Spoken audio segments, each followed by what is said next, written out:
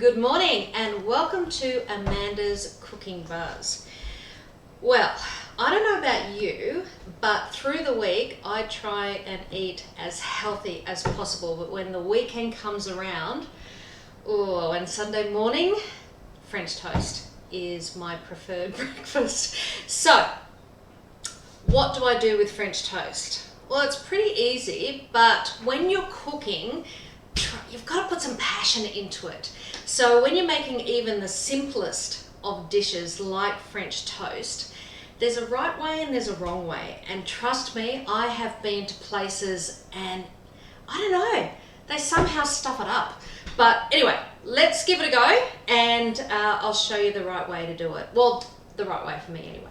Okay, so in here I've just got 4 eggs. I've got some raspberries and some blackberries, some Great Canadian syrup.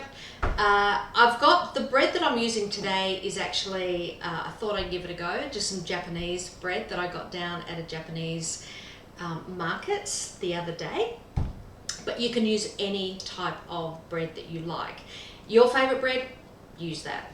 Okay, so what we do is we just obviously crack the eggs into a bowl, making sure that there's no shell, because I don't know about you, but I wouldn't like shell in my French toast. And what we're going to do is we're going to put enough milk in there just to, I guess, if you were making scrambled eggs, I guess. So you want a runny consistency, but not too runny, not too thick. So we're just going to beat that up a little bit. I've turned on the fry pan, so you don't want it overly too hot to burn the toast, but you might need a little bit more milk than that. But you don't want it too cool either. So, okay, so that's fine. I'm going to put some butter in the fry pan. We're going to turn that up. Okay. And this is the really important part, because if you don't soak the bread well enough, when it fries, you're going to have bits of bread that haven't been covered properly. So you just dip the bread in, make sure you turn it over a few times to really get the crust soaked in that bread, that egg mixture, and really give it a really good covering and a good soak. So turn it around a few times.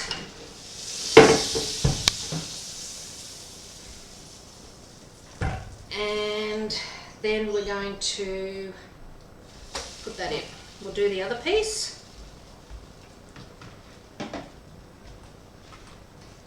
Okay. Put that in. Give my hands a wash.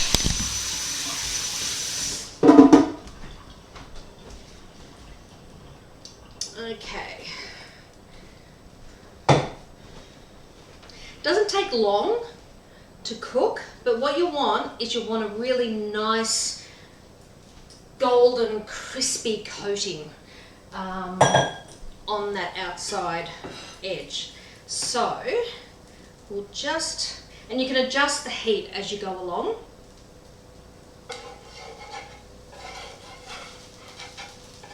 Oh, you know what, these are the times that you really wish you had smell-o-vision. You can smell the eggs and the bread, and it's just incredible.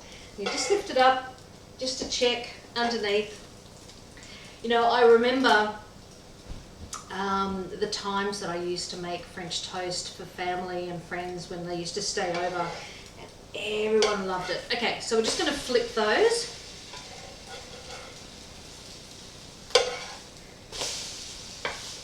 I think it's one of everyone's favorites.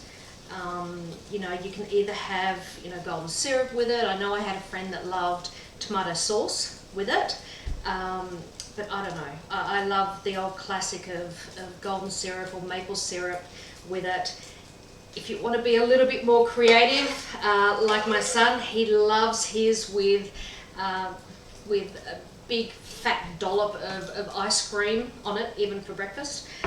Okay, so we're actually done. So as you can see, beautiful and golden.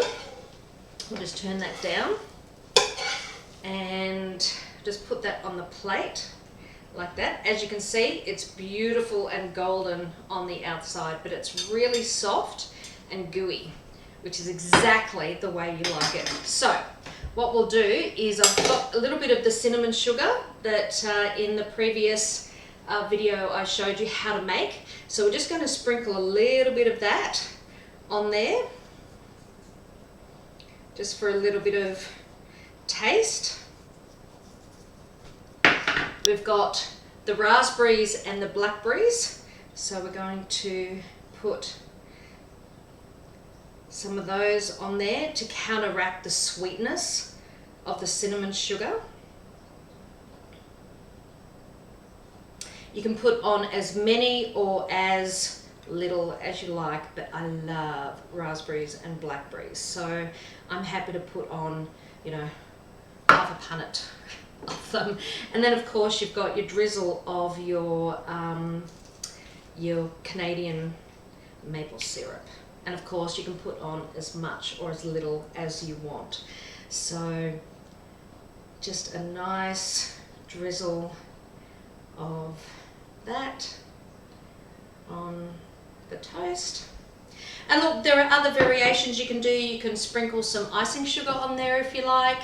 Like I said, you could put a big dollop of ice cream, you can put some cream, you can do whatever you like. So there you go, guys.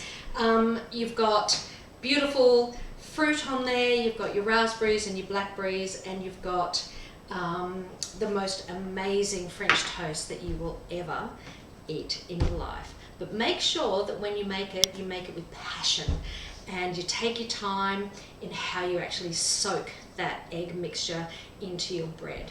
So subscribe, tell your friends about it, make a comment, and I'll see you next time. So remember, cooking, I am, let's cook together. Bye.